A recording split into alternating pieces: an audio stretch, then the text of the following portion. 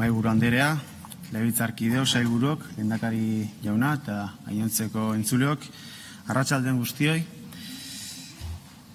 Hasiko naiz lehendakariak egin duen bezala Palestinari aipamena eginez.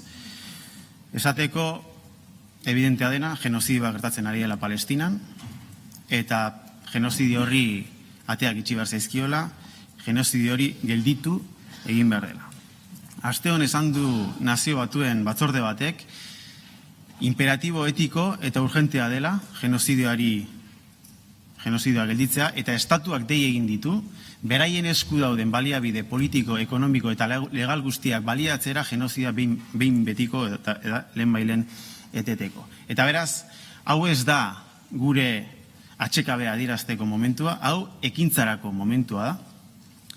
Gobernuak ez daude egon barko luketen maila ematen, Europar Batasuna erabateko pasibotasunez ari zaio begiratzen genozidio honi, eta uste dut gizarte zibila ari dela gobernuak ematen ari ez diren maila ematen. Eta zentzu hortan uste dut Euskal Gizarteak eman duela eredua. Eman du eredua bueltan, eta eman du eredua baita ere, adibidez, Futbol Federazioak Palestina eta Euskal Herriaren arteko partida bat antolatu azaroaren 15ean, eta aipamen berez egin nahi diot, baita ere Euskal Herriko Unibertsitateari uste dudalako vanguardia izan dela eta erabakiak ausartak hartu dituela. Beraz, hau da momentua erabakiak hartzeko eta ez gure atxekabea adierazteko genozidio baten aurrean. Hau esanik, hasiko naiz lehendakariaren hitzartzearen amaieratik. Uste dut lehendakariaren hitzartzearen goiburua hain zuzen ere amaieran eman dela, azkenengo 5 minutuetan. Eta pisuzko hitz politikoak esan ditu gaur ganbara hontan. Gaur lehendakaria etorri da ganbara hontara legebiltzarkideoi eta Euskal Gizarteari esatera garai ilunak datozela. Eta arrisku erreal bat dagoela egunez egun geroz eta errealagoa dena. Arrisku hori da ultraeskuinaren gobernu bat Espainian. Eta horrek egar dezaken atzetik. Erregresio izugarria bat eskubidetan eta askatasunetan, eta gure autogobernuaren, gure instituzionalitatearen eta gure identitate nazionalaren kontrako eraso handi bat. Hori da gaur lehendakariak eman duen, gure ustez, eman duen mezu politikorik importantena. Eta hortik hasi nahiko nuke hain zuzen ere nire hitzartzea. Zeren esango genuke ados gaudela lehendakariak gaur hemen esan duenarekin. Eta hori esan da gure hitzartzearen lehengo iburua nik nire hitzartzearen hasieran emango dut. Esateko, ezker independentismoaren, ezkerreko soberanismoaren, konpromiso erabatekoa daukala lehendakari honek eta gobernu honek hain zuzen ere koiuntura historiko honi aurre egiteko. Hori da, esateko daukagun erena. Eta gure konpromisoa da erabatekoa eta mugarik gabekoa. Testuinguru historiko honek hain zuzen lehendakari jauna, testuinguru historiko honek eskatuko ditu salbuespeneko gauzak egitea. Ezoiko politikak aplikatzea. Ezoiko neurriak hartzea. Eta hori horrela bada, eta bat egiten dugu eman duzun mezuarekin, Euskal Gizarteari gaur zuk lehendakari bezala helarazi diozun mezuarekin, esateko daukagun lehenengo gauza, ganbara honi, zuri lehendakari, gobernuari eta Euskal Gizarteari da, ezkerreko independentismoak bere lekuan egoten jakingo duela. Eta gure erabateko kolaborazioa daukazuela testuinguru historiko honi aurre egiteko. Mugarik gabe. Hau da, esateko daukagun lehenengo gauza. Izan ere, uste dut, gaur lehendakariak hemen egin duen diagnostikoarekin, badaukagula politika komun bat, herri ikuspegiko politika bat egiteko modua. Egin du diagnostikoa baita ere globala, testuinguru globalarena, eta gutxi asko bat etor gaitezke esan dituen gauzekin. Hain zuzen ere inpaktu handiko gauza gertatzen ari da mundu mailan. Eta uda hontan argazki esanguratsua ikusi ditugu. Pisu politiko handiko argazkiak daukaten esanaiagatik eta esanai horrek daukan sakontasunagatik. Ez ditut hemen errepikatu, zuk argazki batzuk aipatu dituzunik, beste batzuk aipatu halko nituzke eta batzuk errepikatu baita ere. Palestinaren aipatu dugu. Gutxieneko zuzenbide humanitario baten errespetua existitu gote den, hori da momentu hontan Palestina jokoan dagoena bizitzez aparte. Europak bere proiektu politikoa saldu dio estatu batuei 1,25 bilioiren truke. 1,25 bilioi dolarren truke. Europar Batasunak bere autonomia estrategikoa sakrifikatu du. pikutara autonomia estrategikoa eta Europaren itun berdea. Hori da, udak utzi duen beste argazki bat. Ultraeskuinaren igoera, noski baietz. Eta ultraeskuinaren igoera hori, Europan gero ez da influentzia handiagoa daukana, gero ez da gobernu gehiago dauzka, ultraeskuinak gero ez da gobernu gehiagotan eragiten du, eta gero ez da gaitasun gehiago dauka agenda publikoa markatzeko eta eztabaida publikoan eragiteko. Eta horren eraginak ere ikusten hasia gara Euskal Herriko kaleetan. Klima larrialdiaren azkartzea, hori ere bada beste argazki bat. Edota etxebizitzaren prezioak maksimo historikoetan, eta horrek dakarren kontratu sozialaren haustura. Gutxi asko bat etor gaitezke egiten duzun diagnostikoarekin, eta uste dut abiapuntu ona dela gure politikagintza pentsatzeko. Baina honek eskatzen du gauza batzuk aldatu egin bar dela, beraz. Gauza batzuk aldatu egin barko dira, beraz, gure herriko eta 3 herrialde hauetako dinamika politikoan. Zeren hau horrela baldin bada. Mehatxu kasi existentzial baten aurrean baldin bagaude. Hau da, ultraeskuineko gobernu baten aukera, geroz eta errealeagoa bada, eta horrek berarekin ekarriko badu agenda bat regresiboa, supremacista, eta gure autogobernuaren eta identitatearen kontrako eraso larri bat ekar dezakeena. Testuinguru historiko horretan baldin bagaude. Orduan hemen gauzek ezin dezakete bere horretan segitu. Hori da, uste dut, lehenengo gauza esan behar dugula. Hemen aldaketa batzuk gertatu behar dira. Eta beraz, egin behar duguna, herri hau indartu, herri hau prestatu, herri hau zutik jarri zertarako. Lehengo eta behin, aukera hori eragozteko gure neurrian, eta bi, baldin badator, horri erantzuteko eta herri hau defendatzeko ultraeskuinaren aurrean.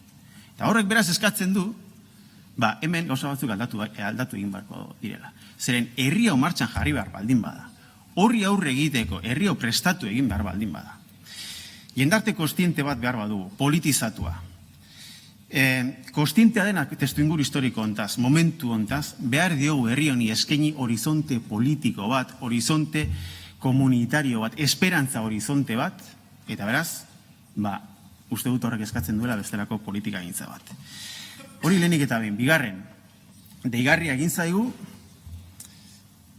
diagnostiko hori egin ondoren, eta hori lotu duzularik hain zuzen ere autogobernuaren berritzearekin, eta uste dut hor azierto politiko bat egin duela gaur lehendakariak. Hain zuzen ere, gure autogobernuaren berritza baitelako egin dezakegun inbertsio politikorik onena ultraeskuinaren aurrean.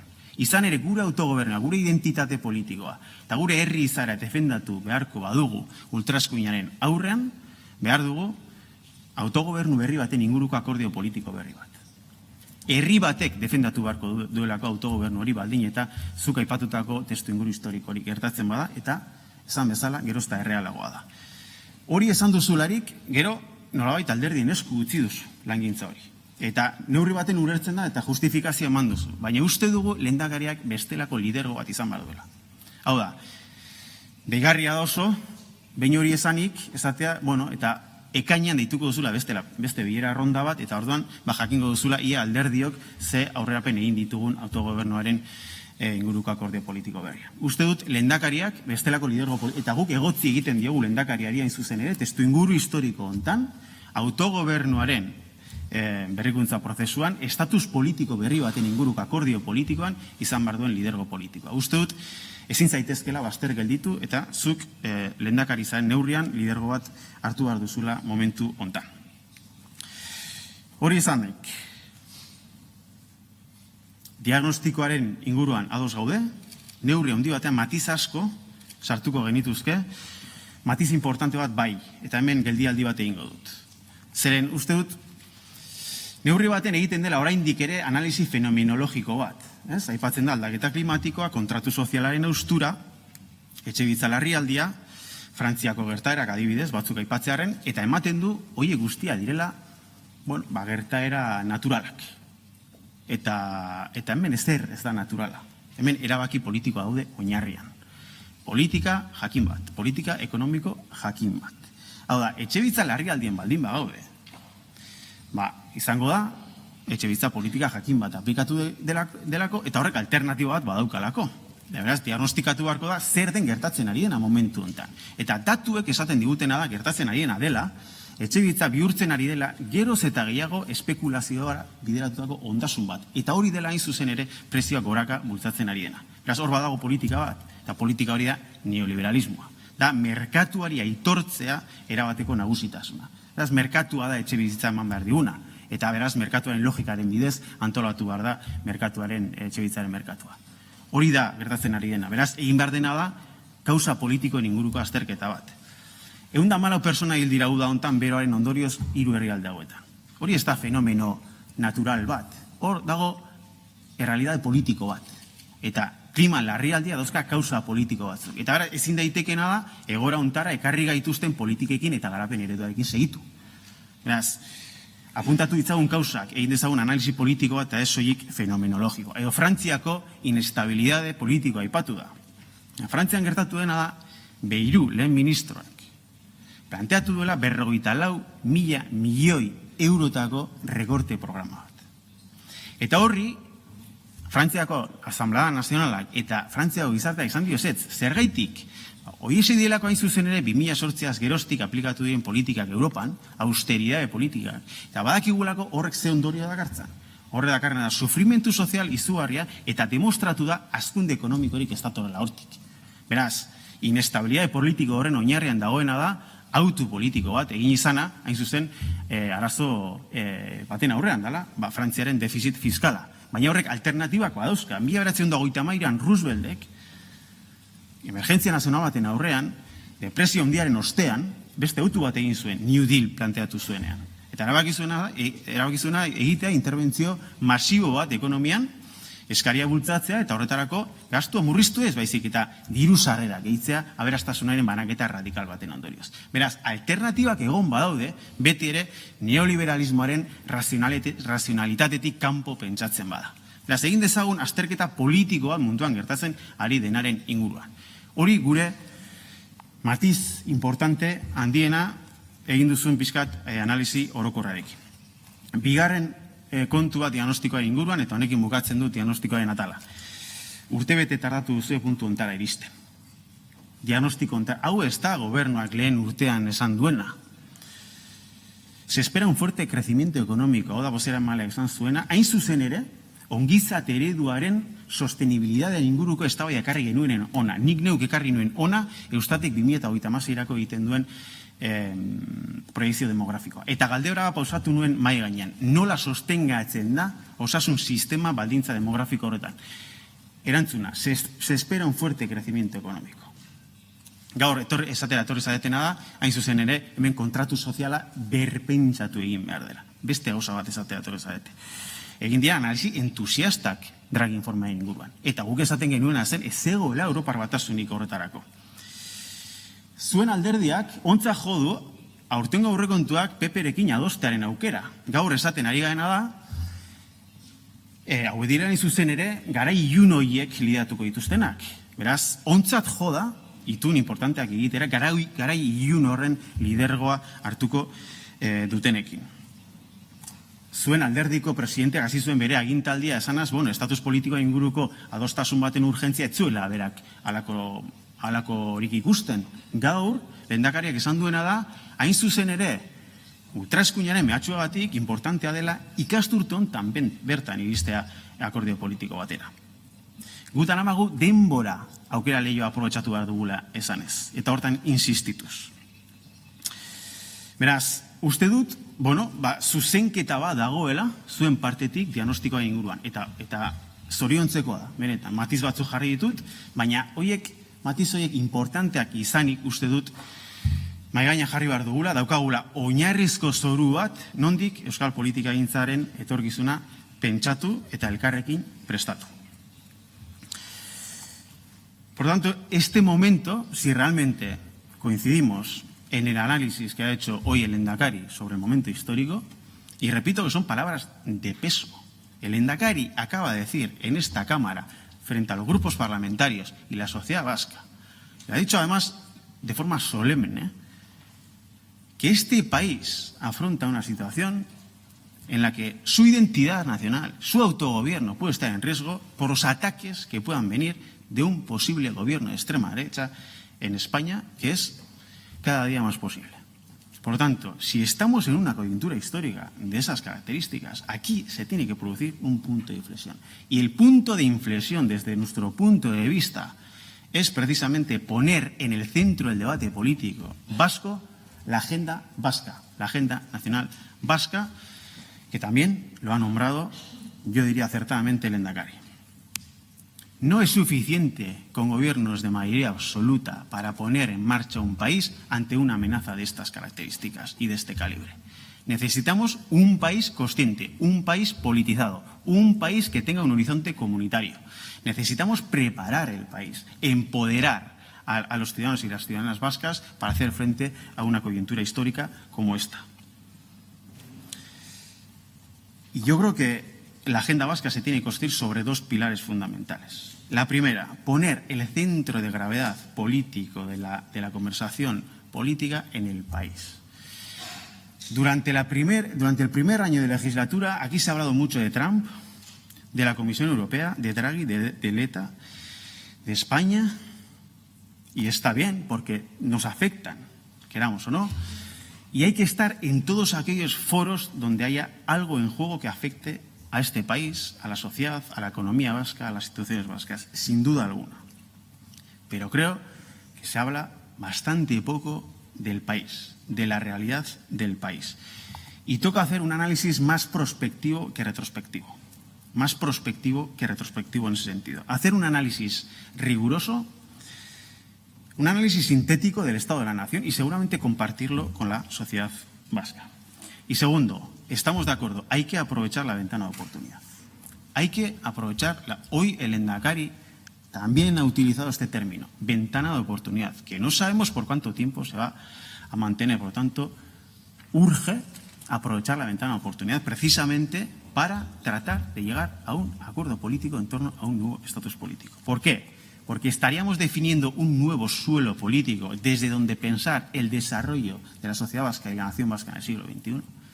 Estaríamos dando un horizonte comunitario, un horizonte de esperanza, un motivo a la sociedad vasca para precisamente tomar conciencia ante el momento histórico. Y dos, porque es la mejor inversión que podamos hacer en términos políticos para prepararnos ante futuros escenarios que puedan venir en los siguientes años.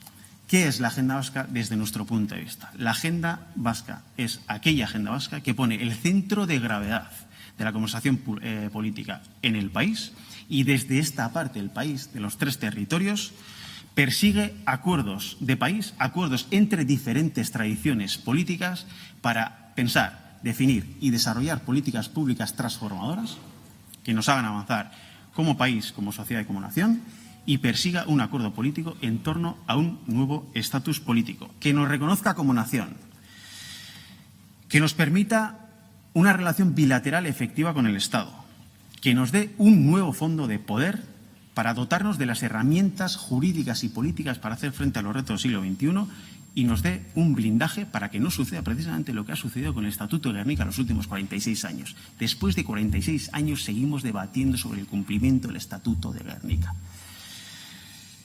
Por lo tanto, es momento de pasar de las palabras a los hechos, dar sentido a la legislatura, dar contenido a la agenda vasca y este curso político, como ha dicho el Lehendakari, también coincidimos en ello, es clave en ese sentido. Horregaitik guk lau karrileko lan eskema planteatuko dugu. Hain zuzen ere, Euskal Agenda baten inguruan aurrera egiteko baldintzak sortze aldera. Lehenengo karrila. Badaude gai batzun non ez gauden ados. Eta normala da, hori da demokrazia. Horregaitik daude hemen alderdi politiko desberdinak. Horregaitik existitzen dira hauteskundeak. Autu ideologiko desberdina daudelako gizartean pilpilan dauden auzi politiko desberdinen inguruan. Normala da. Egin dezagun normaltasunez. Zein da gure konpromisoa kasu hortan? Goi mailako eztabaida politiko bat egitea. Goi mailako eztabaida eta demostratzea aldugun neurrian planteatzen dien ereduen aurrean badaude alternatibak. Etxebizitza da adibiderik garbiena. Etxebizitzaren prezioen gorakadaren oinarrian dagoena da espekulazioa. Hori da datuek esaten duten. Hau ez da guri afektatzen digun arazo propio bat. Europa mailan gertatzen ari den fenomeno bada. Eta datuak eta datu agregatuak badaude. Eta nahikoa jakintza dago gaur egun esateko hor gertatzen ariena dela, batez ere, beste oso asko gertatzen ere, fenomena komplejoa da, baina oinarrian badagoela merkatuaren logika bat, espekulaziorako bazka bihurtzen ariela momentu honetan etxebizitza ondasun gisa. Hori da gertatzen ariena. Zer da zuen planteatzen duzuena? Merkatuari are espazio gehiago ematea. Hori da etxe bizitza publikoen estandarrak murrizteak dakarren ondorioa. Hori da, ez da besterik. Eta gure ustez hori da kontrarreforma bat hitz larrietan. Kontrarreforma bat hitz larrietan. Eta izango du hontaz eztabaidatzeko aukera, baina gaur gauza bat esan nahi dugu. Nola justifikatzen duzuen kontrarreforma hori?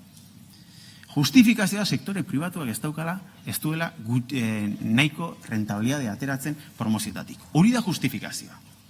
Estena esaten da zein den rentabilidade hori, zenbatekoa den rentabilidade hori. Eta hori da esan barko litzatekena, ze prezioa daude maksimo historikotan.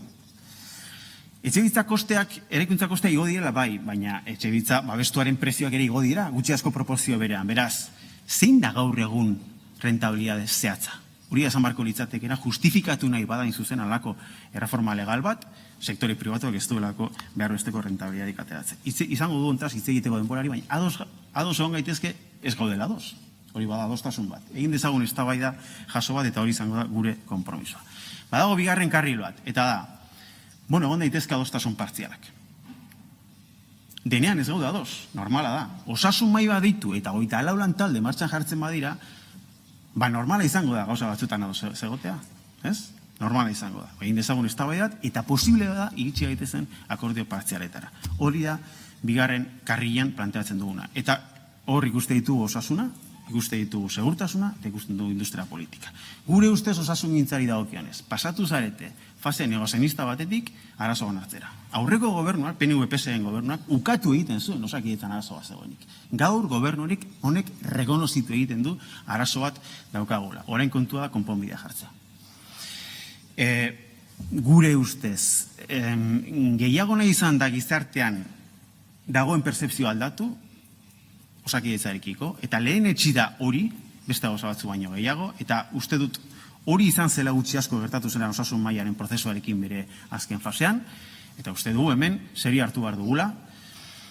Oso kontziente gara Osakidetzan arazoak ez dira egun batetik bestera konpontzen, eta beraz, planteatu ditzagun behar ditugun politika, eta egin ditzagun gauzak ondo zentzu hortan. Segurtasunari dagokionez, jarraitzen dugu ukazioaren fasean.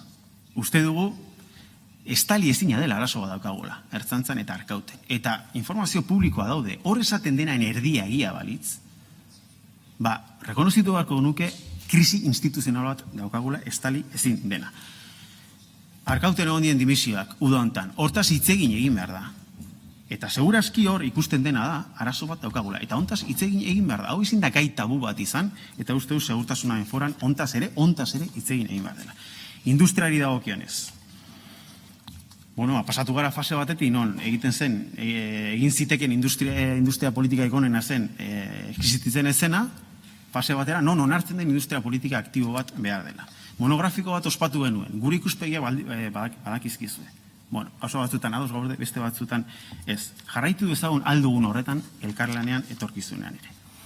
Hirugarren karria, herri akordioana. Eta hau da, nik uste dut, importantena. Izan ere, uste dugu badiela gai batzuk, non adostasun eremua evidentea den. Evidentea den, eta beraz, ez dagoen aitzakiarik akordiretara iristeko. Eta baldin eta hau bada analizia, eta bat baldin bagatoz denok, sendotu bar garela herri bezala eta nazio bezala, prestatu bar garela gizarte bezala, eta hori egin bar dela orain, ikastu dut honetan, uste dut ez dagoela aitzakiarik, orain epatuko dituan arloetan adostasun batea iristeko. Lehena, hezkuntza. Eskola bikaina denontzat. Eraman dezagun hori terrenora. Eraman dezagun hori komunitatera. Zeren, hezkuntza akordioa egin genuen. Eta bertan jasota daude segregazioen kontrako jarduketak. Eta ados gaude, balioetan eta printzipioetan, eta bizioan eta misioan, eta politika zeintzu dien funtzionatzen dutena segregazioen kontra badakigu. Orduan, ezin du pasatu beste urtebete rotondan bueltaka, eraman dezagun hau terrenora, proposamen zehatza. Aukeratu ditzagun 3 udalerri, bat EH Bildu gobernatua, beste bat PNV gobernatua, beste bat PS gobernatua, eta egin dezagun ariketa hori, baina komunitatean. Erabaki horiek bere gain hartu beharko dituzten agentekin eta personekin. Hori da proposamen zehatza, eramango duguna urrengo maila. Euskarari dagokionez, 2 proposamen, bat, enplegu publikoaren legearen erreformarekin jar gaitezen ados. Impensabela litzateke, eta ridikuloa litzateke, gaur lehendakariak egin duen diagnostikoa egin eta gero, zuek baita zuek ere, eta gu ados ez jartzea, ofensiba oldarraldi judizial baten gainean hartu beharreko neurri juridikoen inguruan. Gu proposamen bat egin dugu. Segurtasun juridikoa daukala uste dugu baietz. Eta kotejatu dugu proposamen hau adituekin aste honetan bertan. Egin dezagun eztabaida hori eta iriz gaitezen akordio batera gure hizkuntza perfilen sistema blindatzeko epaitegien aurrean. Eta bigarrena, jauzia gara. Ezin dugu pasatu, beste 2 urte bueltaka rotonda batean, balioen, printzipioen eta narratiben inguruan eztabaidatzen. UEMak eta SIADEKok egin dute proiekzio demografiko bat. Iaz, ekainean aurkeztu zen Euskaltzaindiaren Donostiako egoitzan. Zer dio horrek, lan horrek? Egiten duena da proiekzio demolinguistikoa 2026a. Datozen migrazio fluxek nola eragingo duten hizkuntzaren erabileran. Hori da lan horrek egiten duena. Ezer aldatzen ez bada. Emaitza, 2026ko emaitza da dramatikoa hizkuntzaren ikuspegitik. Galdera da, eta gauza galdatzen badira zer gertatzen da.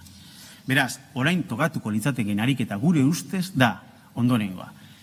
Eta gure eskura dauden palankak baliatzen baditugu ze eskenatoki alternatibo irekitzen dira 2026. Hori da prospekzio estrategiko ariketa bat. Hori ditzen zaio prospekzio estrategikoa.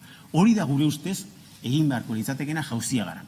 Prospekzio estrategikoko ariketa bat, SIADEKok eta UEMak egin duten proiekzio demografikoa, demolinguistikoa oinarri hartuta. Eta hortik identifikatuko genuke, eskenatoki alternatibo bat sortzeko ze hizkuntza politika behar dugu. Eta hortik ondorioztatuko genuke zein den hizkuntza politika berri baten inguruko akordioa. Hori da proposamen zehatza egiten duguna Euskarari dagokionez. 3. Sistema instituzionalen modernizazioa, lehendakariak aipatu du, gai hau. Desburokratizazioaz mintzatu da, eta sistemaren simplifikazioaz. Uste du hori baino desente gehiago dela. Sistema instituzionala behar duen modernizazio hori baino askoz gehiago da. Zer da? Besteak beste, pentsatzea nola inkorporatuko dugun teknologia eta adimen artifiziala prozesu burokratikoetara eta hainbat gestio instituzionaletara. Eta 2, hori egitea momentu baten non aldaketa demografikoa gertatuko diren enplegu publikoan. Hau da, jende asko, enplegatu publiko asko jubilatuko da hurrengo urteetan. Beraz, aukera baten aurrean gaude.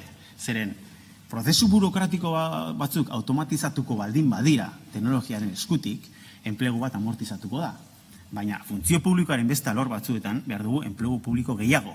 Beraz, hau da momentua planifikatzeko sistema instituzional behar duen modernizazio prozesua. Horretarako proposamen zehatza, egin dezagun auditoria externo bat gure sistema instituzionalaren egoerarena. Egin dezagun auditoria externo bat. Eta hortik, atera dezagun behar dugun informazioa planifikatzeko zein den gure sistema instituzionalaren behar dugun modernizazio prozesua. Eta azkena, politika klimatikoak. Itun bat egin genuen, transizio energetikoaren eta klima legean. Eta hor, badago agindu bat, eta da, paktu sozial bat egitea. Urdaibain, bertako Guggenheim proiektuaren inguruan egin den entzuketa prozesua balioan jarri nahi dugu. Uste dugu, ariketa interesantea egin dela, eredugarria, esango genuke. Hori da demokrazia kolaboratiboa. Behar dugu demokrazian sakontzeko lege bat, segurazki bai, baina praktikatzen hasi gaitezke legerik gabe ere. Eta hor, egin den ariketa da, ariketa interesantea. Orain, beharko genukena da, hain zuzen ere gobernantza eredu hori, eramatea, gure ustez klima politiketara. Non, gauza asko dauzkagun jokoan datozen urteetan gizarte bezala eta herri bezala. Beraz, proposamen zehatza da. Transizio energetikoko legea eskutan, 11.2 artikuluan esaten da, itun sozial hori eraiki behar dela, hain zuzen ere, prozesu deliberatiboen bidez. Eta esaten da, eta idatziz jasota dago, prozesu deliberatibo horiek eskualdetara jaitsi behar dira. Hau da, akordio bat egin genuena gu hirurok. Eta akordioak dira betetzeko. Gustatu ala ez? Hori da lege bat ganbara honek onartu zuena. Eta 11.2 artikulua argi esaten du. Beraz, uste du aukera baten aurrean gaudela. Zer egingo genuke horrela, modu horretan? Egingo genukena da, lurraldean datozen transizioen inguruko eztabaida gerturatu herritarrei. Zeren transizio horiek inpaktu badaukate lurraldean. Transizio energetikoak, energia berriztagarrien edapenak, inpaktu badauka komunitateetan. Baina beste transizio batzuk gertatu beharko dira. Biodibertsitatearen zaintza, elikaduraren ikuspegitik, eta bar. Eta batez ere, prestatu behar dugu gure lurraldea aldaketa klimatikorako. Berritu behar dugu gure lurralde antolaketa araubide guztia. Baina gainera, 128/2019 dekretuak, dotak, zuzentarauak, behin betiko onartzen zituen dekretuak, esaten du disposizio transitorioan, behin dotak onartuta, eta hau 2019an egin zen, 8 urteko epean, PTS-ak eta PTP-ak berritu egin behar diela. Beraz, prozesu horiek, eskualdetan egin ditzakegun prozesu horiek, demokrazia deliberatiboaren, demokrazia kolaboratiboaren, demokrazia kooperatiboaren bidez, deitu nahi eten bezala, eta teknikak baliagarria zaizkigunak badauzkagu, eta frogatu dugu urdaibain, nola, emaitza positiboa den. Baliatu ditzagun horiek, klima politiken inguruko eztabaida eskualdetara jaitsi, eta modu hortan, PTP-en berritze prozesua egiteko gizartearen parte hartzearen bidez. Modu hortan ibiliko ginateke gizartea alduntzen, hainbeste jokoan daukagun gai honen inguruan, klima politiken inguruan. Hauxe, gure proposamena. Zein da egin dugun ariketa? Egin dugun ariketa da, testuinguru historiko honen aurrean, herri hau martxan nola jarri, pentsatu, eta horre ze politika gintza eskatzen duen pentsatu, eta lan eskema bat eskaini.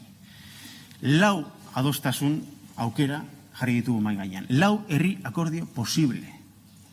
Eta nahiko genukena gutxien da gobernuaren partetik eta alderdien partetik erantzun bat.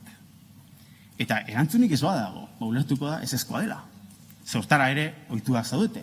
Gu proposamenak egite ditu eta erantzunik ez dugu jasotzen. Inoiz ez dago ezezkorik, baina baiezkorik ere ez. Baina urgentziak hauek baldin badira, eta ikasturte hau gakoa baldin bada. Orduan, uste dut ados egon gaitezkela danok, posible diren eremu horietan adostasun horiek etorri behar diela ja. Herri akordioen inguruko diskurso hau garbira pasatzeko momentua da. Eta hemen zertifikatu behar dira borondate realak, tradizio politiko ezberdin artean adostasunetara iristeko. Politika publiko transformatzaileen inguruan eta batez ere estatus politiko berriaren inguruan. Ikasturte hau gakoa da. Eta nire erreplikan, aipatuko dut hain zuzen, 4. karrila. Eta hori da, estatus politikoa. Mila esker. Eskerrik asko, Txandiano jauna.